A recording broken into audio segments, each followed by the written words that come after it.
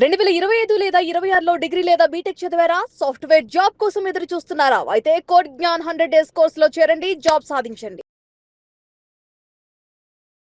నమస్కారం సాయిరామ్ గారు. నమస్తే అండి. ఫ్రెషర్స్ 1 ఇయర్ గ్యాప్ వచ్చినటువంటి వాళ్ళు ఏదైనా సాఫ్ట్వేర్ జాబ్కి కనుక అప్లై చేస్తే అప్లికేషన్లో ఆ గ్యాప్ని హెచ్ఆర్కి చెప్పేటప్పుడు అసలు ఏం చెప్తే ఖచ్చితంగా వీళ్ళు జాబ్ క్రాక్ చేయడానికి అవకాశం ఉంటుందంటారు? సో ఫ్రెషర్స్ అన్నారు కాబట్టి 1 ఇయర్ గ్యాప్ వస్తే అసలు టెన్షన్ పడాల్సిన అవసరం లేదండి. ఇప్పుడు ఉన్న సిచ్యువేషన్స్లో అది కామన్ థింగ్. ఎందుకో చెప్తాను. బీటెక్ అయిపోయిద్ది, ఎగ్జామ్స్ కంప్లీట్ అవుతాయి, వాళ్ళకి అసలు ఒక క్లారిటీ ఉండదు ఎట్ సైడ్ వెళ్ళాలి అన్నది. ప్లస్ ఒక్కొక్కళ్ళు ఒక్కొక్క సజెషన్స్ ఇస్తూ ఉంటారు ఫ్యామిలీ పాయింట్ నుంచి. కానీ ఇది చేయమని కొంతమంది జావా అంటారు, కొంతమంది పైథాన్ అంటారు. అసలు ఇదంతా కాదు, ఇప్పుడు అందరూ మాట్లాడుతుంది ఏ గురించి, ఏ చేయాలి అని చెప్పి ఇట్లా మల్టిపుల్ థింగ్స్ చెప్తూ ఉంటారు అనమాట. దీంతో ఒక క్లారిటీ లేకుండా ఫుల్ కన్ఫ్యూజన్ స్టేట్లో ఉంటారు స్టూడెంట్స్. ఇవన్నీ అబ్జర్వ్ చేసే companies BTech or degree complete అయిన దగ్గర నుంచి 2 ఇయర్స్ వరకు ఆ స్టూడెంట్ని ఫ్రెషర్గా కన్సిడర్ చేస్తాయి. ఓకే. అంటే ఫర్ సపోజ్ 2026 ఏప్రిల్లో పాస్ అవుట్ అయితే 28 ఏప్రిల్ వరకు ఫ్రెషర్గా ఎలిజిబిలిటీ ఉంటుంది. విత్ ఇన్ దిస్ 2 ఇయర్స్ తను ప్రాపర్గా అప్ స్కిల్ అయ్యి కంపెనీ ఇంటర్వ్యూ కనుక క్రాక్ చేసి జాబ్ తెచ్చుకుంటే తనకు అసలు ఈ గ్యాప్ ఉంది కాబట్టి నేను ఏమైనా సర్టిఫికేషన్స్ చేశానని చెప్పాలా, లేకపోతే పలానా చోట వర్క్ చేశానని చెప్పాలా, లేదా ఫేక్ డాక్యుమెంట్స్ ఏమన్నా పెట్టాలా అన్న పాయింట్స్ అసలు అవసరం లేదు. చాలామంది ఈ విషయం తెలియక 1 ఇయర్ గ్యాప్ వచ్చినా కూడా కంగారు పడిపోయి, అరే 1 ఇయర్ అయిపోయింది, నేను బీటెక్ అయిపోయి ఏమీ చేయలేకపోతున్నాను, ఇప్పుడు నేను ఎట్లా జాబ్ క్రాక్ చేయాలి, నన్ను అసలు ఇప్పుడు ఎవరైనా యాక్సెప్ట్ చేస్తారా అన్న పాయింట్లో ఉంటారు. అంటే లెట్స్ సే 2025 ఏప్రిల్లో పాస్ అవుట్ అయిన వాళ్ళు ఉన్నారు, ఇప్పుడు 2026 మే, అంటే వాళ్ళది 1 ఇయర్ అయిపోయింది. ఈ 1 ఇయర్లో మనకు తెలుసు బీటెక్ చదివేటప్పుడు ఎట్లా ఉంటారు, చదివి బయటకు వచ్చాక ఇట్ టేక్స్ సమ్ టైం వాళ్ళు రియలైజ్ అవ్వటానికి, ఓకే మనం టైం వేస్ట్ చేసాం, ఇప్పుడన్నా మనం ఫోకస్డ్గా ఉంటే జాబ్ క్రాక్ చేయగలుగుతాం. సో ఇట్లా ఈ 1 ఇయర్ అయిపోయిన వాళ్ళు ఎవరైనా ఉండి భయపడుతూ ఉంటే గనక, అరే 1 ఇయర్ అయిపోయింది, ఇప్పుడు అసలు నాకు జాబ్ వస్తుందా, ఏమైనా కంపెనీ ఆఫర్ ఇస్తుందా అంటే కోడ్న్యాన్ వాళ్ళకి కావాల్సిన ఆపర్చునిటీస్ చూపిస్తుంది.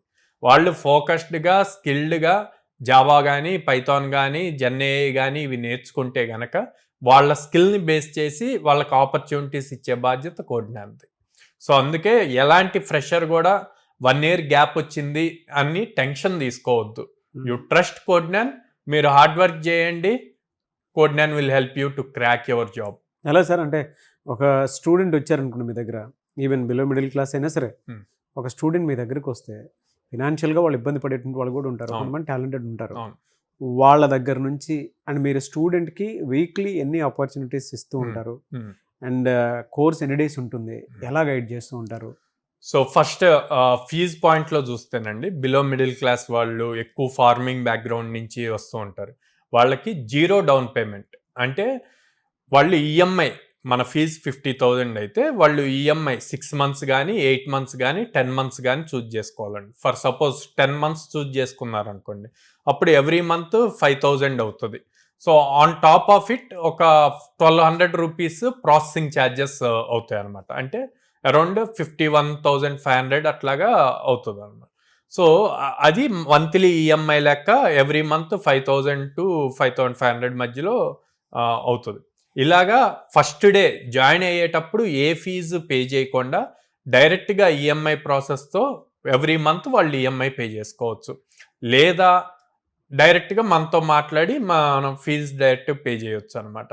సెకండ్, ప్రతి స్టూడెంట్కి ఎవ్రీ వీక్ మినిమం 3 ఆపర్చునిటీస్ ఇస్తాం. సో ఈ ఆపర్చునిటీస్ ఎప్పటి నుంచి ఇస్తాము అంటే ఫస్ట్ 45 days వాళ్ళు ఫౌండేషన్ స్ట్రాంగ్ అయిన దగ్గర నుంచి మనం ప్రొవైడ్ చేస్తాం. ఎప్పటి వరకు ప్రొవైడ్ చేస్తాం? వాళ్ళ ఫ్రెషర్ ఎలిజిబిలిటీ అయిపోయే వరకు ప్రొవైడ్ చేస్తాం. సో ఎవ్రీ వీక్ 3 కంపెనీస్ చూపిస్తారు వాళ్ళు. సో ఇది మనం ఓవరాల్గా చెప్తాం కదండి, ప్రతి స్టూడెంట్కి డాష్ బోర్డ్ ఉంటుంది. డాష్ బోర్డ్లో వాళ్ళ అటెండెన్స్ కానీ, ఎగ్జామ్స్ కానీ, ఎగ్జామ్ స్కోర్స్ కానీ, అండ్ ఈ ఆపర్చునిటీస్ కూడా అదే డాష్ బోర్డ్లో కనిపిస్తే వాళ్ళు అక్కడి నుంచే అప్లై చేస్తారనమాట.